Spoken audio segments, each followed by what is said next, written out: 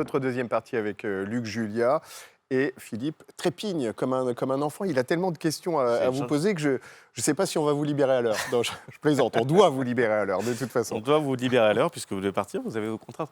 J'ai une question qui me brûlait la vie. Il y a un livre qui m'a marqué quand j'étais plus jeune, c'était Ravage de Barjavel. Dans votre maison connectée, qu'est-ce qui se passe s'il n'y a plus d'électricité? Ah bah s'il n'y a plus d'électricité, c'est la bougie. C'est la bougie? Bah, Est-ce qu'elle s'allume toute seule ou pas? Ah non, bah non. Non, bah c'est comme tout le monde, ça arrive, bah, c'est bien. On revient un peu à des fondamentaux et on comprend qu'on est dépendant de ces technologies et que quand ça ne marche pas, ça ne marche pas. Et s'il n'y a plus de réseau Pour moi, c'est pas Internet? très grave parce que je ne suis pas connecté vraiment au cloud. Justement, parce que comme j'ai créé mon propre cloud. Vous avez votre cloud à vous. C'est votre cloud dans la maison. J'ai pas le cloud là-haut, donc s'il n'y a plus d'Internet, ça continue à marcher. Bon. Alors, beaucoup de questions que je relayerai tout à l'heure parce que je crois que votre première intervention a déjà passionné nos téléspectateurs et on parlera notamment de finances et de marché. Mais si on élargit à la société, c'est quoi les grandes innovations selon vous auxquelles il faut s'attendre dans les temps à venir? Peut-être les bonnes et les mauvaises d'ailleurs, si on a un jugement moral. Oui, bah, je ne pense pas qu'on puisse dire qu'il y ait des mauvaises choses. Enfin, moi, ce qui m'intéresse, c'est les bonnes. C'est celles pour les vrais gens, comme j'ai dit tout à l'heure. Donc, bon, à part la maison dont on a déjà parlé, je pense que les choses importantes dans lesquelles les technologies liées à l'IA vont intervenir, c'est la médecine. La médecine va être révolutionnée, et révolutionnée déjà par ces technologies.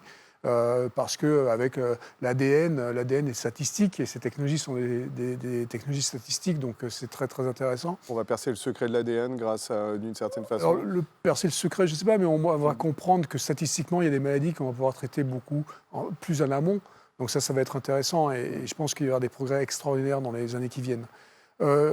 L'autre partie, et c'est pour ça que j'ai rejoint le groupe Renault récemment, c'est le transport. Je pense que le transport est en ce moment révolutionné par ces technologies aussi. On a vu ça avec l'arrivée de Tesla qui a un peu tout changé la donne dans ce domaine-là. Et la voiture autonome, du coup, La derrière voiture autonome, donc moi je suis persuadé que la voiture autonome niveau 5, ce qu'on appelle la complète autonomie, elle n'arrivera jamais. Mais de l'autonomie qui va être au niveau 4, qui va avoir l'air très très autonome, ça va arriver et ça va arriver dans quelques années. Donc ça va être très intéressant. Il y a de plus en plus de personnes vieillissantes, dépendantes, etc. Donc on va pouvoir faire en sorte de les faire se déplacer. Donc, et puis le transport aussi, on parlait tout à l'heure du carbone, il y a des problèmes dans les transports. Donc on va certainement avoir plus de partage et pour faire ça, avoir des économies de partage pour pouvoir partager les voitures et pas avoir... Une voiture reste 97% au garage aujourd'hui. Je veux dire, il faut être clair quand même, c'est quand même assez incroyable comme chiffre, mais c'est la vérité. Donc du coup, il va falloir certainement partager ça un peu, les technologies vont aider. Donc la machine, l'intelligence artificielle, va devenir un super assistant au quotidien dans nos vies pour nous aider, alors vous êtes optimiste, pour nous aider à régler des problèmes très, très pratiques, que ce soit du côté de la médecine ou dans la mobilité? Ouais. C'est un assistant, c'est exactement ça. Et donc il faut bien comprendre que dans le mot assistant, ça veut dire que ce n'est pas lui qui prend toutes les décisions. À la fin, c'est nous qui décidons. Il faut tenir le volant de la voiture quelque part. Ouais, il nous dit voilà ce que tu pourrais faire, mais à la fin, c'est moi qui dis oui, c'est ce que je vais faire.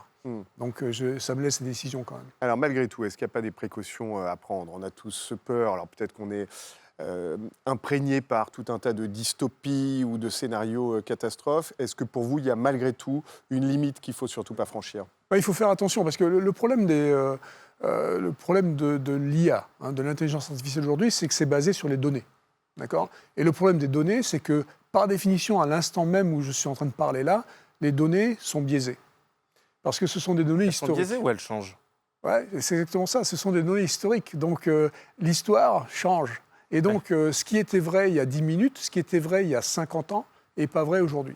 Et on voit souvent des problèmes dans les IA qui sont basés sur des vieilles données et qui vont prendre des décisions qui sont des décisions qui auraient été peut-être les bonnes il y a 50 ans, mais qui ne le sont plus aujourd'hui. Il n'y a pas l'aspect projectif. Projection. Alors on peut toujours le modifier statistiquement, parce qu'on peut toujours dire je vais aller modifier les données pour justement faire attention au fait que la société a changé. Mais quand on fait ça, on introduit notre propre biais. Et donc, il faut faire super attention avec les données parce que dès qu'on fait des statistiques, c'est potentiellement faux, parce que c'est que des statistiques. Mais l'IA ne s'éduque pas elle-même. Vous disiez tout à l'heure vos objets connectés au début.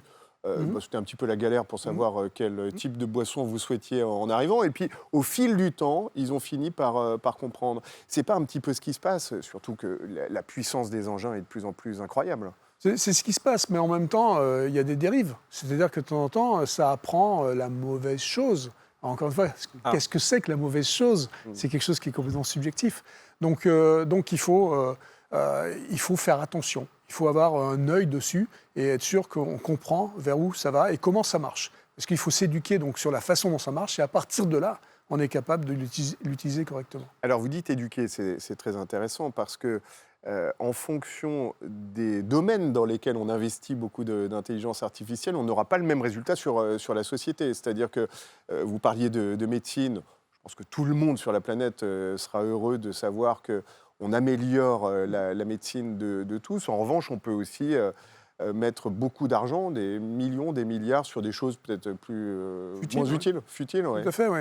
C'est un des dangers. Alors, le problème de l'IA aujourd'hui, comme ça traite énormément de données, ça utilise énormément d'énergie. D'accord ? Et donc, effectivement, il y a ce que j'appelle l'énergie débile, qui fait qu'on utilise ces machines d'une façon complètement non appropriée. Alors, par exemple, quand vous prenez le jeu de Go, d'accord, on a fait un robot qui joue au Go. Alors c'est intéressant, d'accord, mais quand vous voyez que ça prend 440 kilowatts pour jouer au Go... 440 kilowatts juste pour qu'on ait un ordre d'idée. C'est un data center, si vous voulez. C'est un data center. C'est gros. C'est énorme, c'est colossal. Quand même, c'est 2000 machines, donc c'est beaucoup de machines pour jouer au Go. Ouais. C'est débile. D'accord. Si vous me dites à un moment donné, il faut que j'ai 440 kilowatts... Faut pas dire ça à un Chinois quand même. Pardon ? Faut pas dire ça à un Chinois, je pense qu'il faut pas dire ça à un Chinois, mais le problème c'est que le Chinois préfère... ça fait partie de l'apprentissage peut-être. Il préfère jouer au Go tout seul, il n'a pas besoin d'une machine qui va le battre. D'accord, ouais. Il n'aime pas le Chinois en fait, se faire battre par la machine. Ouais. Mais ça veut dire quoi? Ça veut dire qu'à un moment donné, on va avoir des choix à faire. Et il va falloir que je choisisse entre résoudre un cancer du sein ou jouer au Go. Bon, voilà, donc c'est des choix de société qu'il va falloir faire à un moment donné. Et résoudre un cancer du sein prendra peut-être moins d'énergie que... Ça prendra peut-être autant, mais justement, si ça prend autant, qu'est-ce que je vais faire? Est-ce que je vais jouer au jeu débile ou est-ce que je vais résoudre... sachant qu'on n'a pas besoin forcément d'ordinateur pour jouer au Go. Allez, prenons les 10 dernières minutes pour s'intéresser à la finance, parce que c'est évidemment ce qui occupe ceux qui nous regardent, qui ont posé beaucoup de questions que je vais vous relayer. Vous allez rougir avec la première question de Patrick Picollet. Cet homme est un génie accessible, je le cite, c'est remarquable.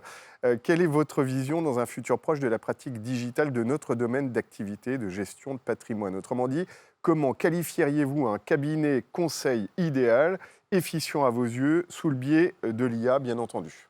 Sachant que, je précise, dans l'activité du conseil en gestion de patrimoine, il y a toute la partie découverte du client, découverte, donc son patrimoine, ses usages, ses objectifs, etc. Il y a la partie de conseil, et après, il y a une troisième partie qui est la proposition de produits financiers. Bon, alors, déjà, il faut comprendre que, enfin, vous savez, que l'IA est présente dans la finance depuis très, très, très longtemps. Vous avez plus des gens qui font des paris, qui jouent à la bourse. Ça se fait tout automatiquement, et il y a beaucoup d'IA là-dedans. Et on a vu aussi des crashs, d'ailleurs, qui se sont passés parce que l'IA s'est trompée. Oui, en 2008, sur la gestion alternative, il y avait beaucoup d'IA là-dedans. Donc on a vu des petits problèmes. Donc ça existe depuis longtemps. Maintenant, la façon dont on va utiliser l'IA, il faut comprendre le métier déjà.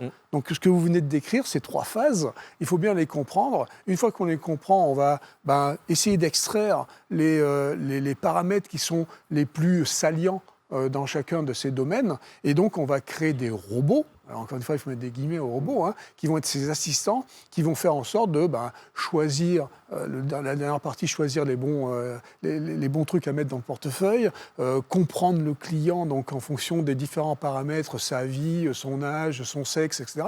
Donc tout ça, c'est des choses qui sont à faire avec des experts, donc vous, les gens qui font ça tous les jours. Et donc on va créer ces aides, donc ces assistants qui vont nous aider, nous les experts aussi, à faire ça mieux, mais ça ne veut pas dire qu'on va se sortir de la boucle, d'accord ? En fait, c'est une somme d'outils, enfin plus exactement, c'est une somme de préconisations qui vont être faites aux conseillers.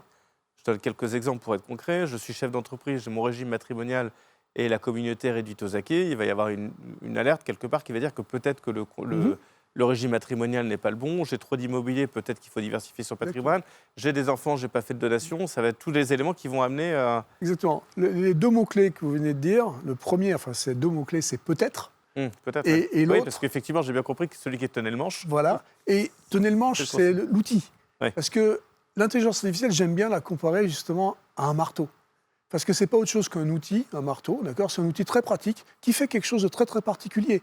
Dans une boîte à outils, j'ai un marteau, j'ai une pince, j'ai plein de trucs. Et donc, pour chacun des domaines particuliers, je vais avoir un outil spécialisé.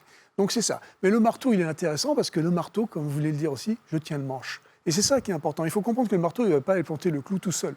D'accord ? Le marteau, il va planter le clou si c'est moi qui tape. D'accord ? L'intelligence artificielle, c'est la même chose. Elle ne va pas aller faire la décision toute seule.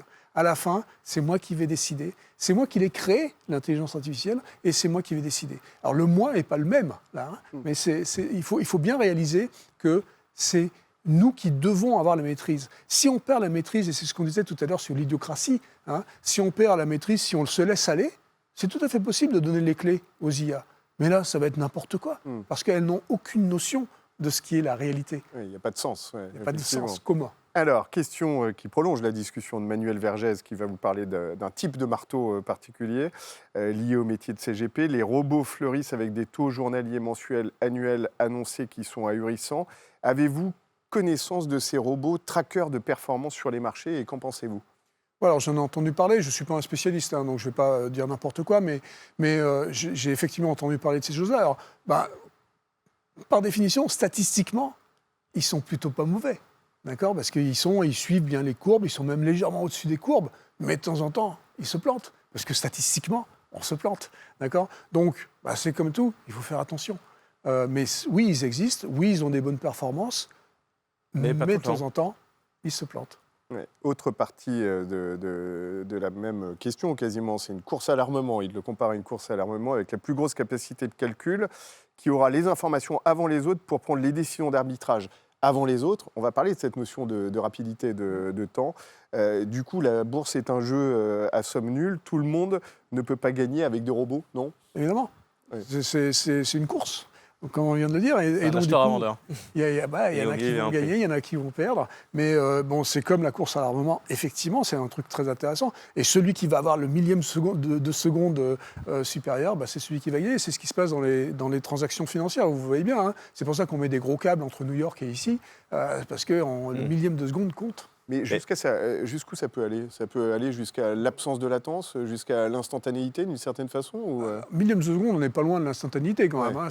Mais bon, on peut encore aller au micro de seconde, on peut aller au nano de seconde. Je veux dire, Après, j'ai tendance à dire que dans le métier du conseil en gestion de patrimoine, on est sur un accompagnement long du client. Donc finalement, quelque part, le trading ou le trading haute fréquence, c'est peut-être pas trop leur métier, on est sur des allocations de long terme. Donc en fait, ce qui va être intéressant par rapport à l'IA, et c'est là où j'attends votre éclairage, c'est que on a un client qui a une vie aujourd'hui, c'est de savoir lui proposer ou l'amener globalement au mieux par rapport à ses objectifs tels qu'ils sont aujourd'hui, mais c'est certainement aussi l'accompagner dans le long terme, donc avoir une projection de quels seraient ou quels peuvent être ses besoins dans le futur, et de savoir qu'est-ce qui va le faire vibrer peut-être quelque part, ou quelle sera son appétence. C'est là encore où c'est vachement intéressant. C'est très, très intéressant d'avoir ces robots statistiques pour comprendre quels sont les... On ne va pas mettre les gens dans des cases parce que chaque cas est particulier. Mais on va trouver quand même des grandes directions pour chacune des types de la façon dont les gens vivent, s'ils sont célibataires ou pas, enfin des choses comme ça. Enfin, on va pouvoir trouver plein de choses qui vont faire qu'il y a un certain type, archétype, qui fait qu'on veut plutôt aller dans cette direction. Ou justement, on va leur dire... peut-être pour casser un peu les règles, on va vous mettre plutôt dans celui-là. Et c'est ça qui est très intéressant, c'est que justement cet art, finalement, parce que c'est de l'art, cet art est typiquement humain. Et donc à la fin, la décision, la vraie décision, elle va être humaine. Mais avoir un éventail qui va être donné par ces assistants, qui vont donner des possibilités, ça c'est intéressant aussi, parce que je me retrouve avec toutes les possibilités d'une manière instantanée, facile, et je dis, tiens, c'est plutôt là qu'il faudrait que j'aille. Mais en fait, c'est ça que je vais faire. C'est ça qui est rigolo. Et c'est ça l'humain. L'humain, il est capable de prendre des décisions qui sont différentes, un peu folles, C'est la différence entre l'humain et la machine. Question que beaucoup se posent, les conséquences sur le monde du travail. On en parle et on en parle depuis toujours. Il y avait eu ce mouvement au 19e siècle, des ludistes, quand certaines usines avaient été créées. Bon, malgré tout, ça revient très très fort. Avec beaucoup de gens qui se disent, peut-être certains devant leur écran, si moi j'ai un énorme logiciel d'intelligence artificielle qui vient m'aider, à quoi je sers? Est-ce que mon travail, mon métier ne va pas partir avec l'eau du bain? Alors ça, comme vous venez de dire, on en parle depuis tout le temps. Depuis la nuit des temps, en fait, chaque fois qu'il y a une machine, chaque fois qu'il y a une révolution, on a l'impression qu'on va être remplacé. La réalité, on l'a vu, on a les chiffres, hein, la réalité, c'est que chaque fois qu'il y a une révolution, alors ça prend plus ou moins de temps, aujourd'hui c'est beaucoup plus rapide, mais chaque fois qu'il y a une révolution, en fait, il y a de nouveaux métiers qui sont créés. Et ces nouveaux métiers, c'est eux qui sont intéressants. Le problème, c'est qu'il faut s'éduquer sur ces nouveaux métiers. Ouais. C'est-à-dire qu'il faut anticiper. Donc, l'éducation, vraiment, ça, c'est cette éducation est dans l'anticipation. C'est-à-dire que ce qu'il faudrait que les HR, les RH aujourd'hui, il faudrait qu'ils comprennent qu'effectivement, il y a des évolutions dans ces métiers et qu'il y a des tâches qui vont être supprimées. Et certains métiers vont avoir toutes leurs tâches supprimées, et donc le métier lui-même va être supprimé. Mais ça, il faut le comprendre en amont pour pouvoir éduquer les gens, pour faire en sorte de comprendre quelles sont les nouvelles tâches qui vont être créées, parce qu'il y en a des nouvelles qui vont être là. Et en fait, il y a beaucoup plus de tâches créées que de tâches supprimées. Mais on va récupérer du temps de cerveau disponible, comme vous disiez tout à l'heure, pour l'humain, pour faire d'autres choses. Pour faire son lit. Ouais, il y a plein de choses qu'on est, nous, capables de faire, que les machines ne seront jamais capables de faire. Et quand on crée de nouvelles machines, il faut en fait les réparer aussi, ces machines. Et ça, c'est des nouvelles tâches. C'est ce que nous disait... Et réparateur de machines est un métier à part entière. Exactement. C'est ce que nous disait John Rocher, c'est ce que nous disait Olivier Babot. Donc vous avez aussi ce côté optimiste. Allez, il nous reste 2 minutes parce qu'on ne peut pas vous libérer en retard. Mais question intéressante d'Alain Attala. Est-ce que vous avez un avis sur le métaverse? On voit beaucoup de grands investisseurs qui achètent des parcelles, entre guillemets, de terrain et d'immobilier dans les méta. Est-ce que vous pensez que le monde tend vers Ready Player One, ce film? Oui, alors le métavers, c'est pas nouveau, hein, parce que c'est effectivement dans les années 90 qu'on a commencé à jouer avec. C'est rigolo. Le problème des métavers, ça va être exactement comme ce qu'on disait tout à l'heure avec la domotique. C'est-à-dire qu'il va y avoir des silos, il va y avoir des écosystèmes, et ça va être très compliqué de voyager d'un métavers à l'autre. Et ça va être dommage. On choisira son monde alors. Et voilà, il va falloir choisir son monde. On va être plus Apple que Google ou quelque chose comme ça. Et donc, ça va être un des problèmes du métaverse, je pense. Mais de toute façon, après, oui, on va être dans du métaverse à un moment donné parce que c'est pas autre chose que de la réalité augmentée. Hein, et ça veut dire que on va avoir des facilités de communication avec les gens. On va pouvoir faire des trucs plus facilement virtuellement. Mais bon, c'est pas autre chose qu'un Internet en 3D, si vous voulez. Hein. Donc c'est Toute dernière question, Stéphane Ludovico, pour une IA efficace dans notre métier, il faut pouvoir prendre en compte les données d'usage. C'est vrai qu'on en avait beaucoup parlé avec John Rocher mercredi, vous confirmez? C'est la donnée d'usage qui est aujourd'hui fondamentale? Bah oui, c'est la donnée de tous les jours, c'est ce qu'on fait, c'est comprendre donc, comment ça se passe. Mais encore une fois, faire super attention, parce que ces données d'usage, l'usage d'aujourd'hui n'est peut-être pas le bon usage de demain. Oui, c'est ça qui fait le risque d'être enfermé quelque part dans un silo. Exactement. Faire attention, c'est que la créativité, elle n'est pas forcément dans l'usage d'aujourd'hui. Quand on regarde telle série sur Netflix, Netflix a tendance à proposer, je dis Netflix ou les autres, YouTube, oui. Que te propose Netflix? Tu me diras ça à la pause. Merci infiniment, Luc Julia. Vous nous avez fait passer un excellent moment, un moment de réflexion et un moment aussi d'optimisme, parce que dans le fond, votre regard pétillant sur la suite peut rassurer un certain nombre de personnes qui nous regardent. On vous souhaite de ne pas rater votre train. Donc vous allez pouvoir filer. On marque une courte page publicitaire et c'est notre deuxième table ronde à suivre.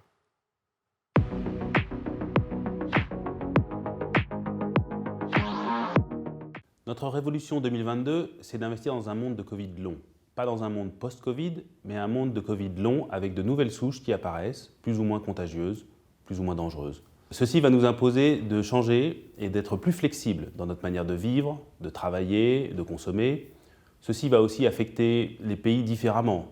Les pays émergents seront beaucoup plus affectés par cette crise, étant moins vaccinés que les pays riches. Nous privilégions donc d'investir dans nos fonds thématiques qui investissent dans les pays développés et qui privilégient ces grandes tendances de changement. Le premier, c'est Vega Global Care, qui investit sur la santé et le bien-être. La santé a connu des développements prodigieux ces dernières années, l'ARN messager en est un exemple, et pourtant, au sein des indices actions, elle est à un point historiquement bas. Ça représente donc une belle opportunité d'investissement. Le deuxième, c'est Vega Millennial, qui investit sur nos nouvelles manières de consommer. On privilégie la location par rapport à la propriété, là encore c'est plus de flexibilité, on consomme plus en ligne. Le troisième, c'est Vega Disruption, qui investit dans les outils qui permettent aux industries de s'adapter à ce nouvel environnement. La robotique, les semi-conducteurs permettent aux entreprises de s'adapter.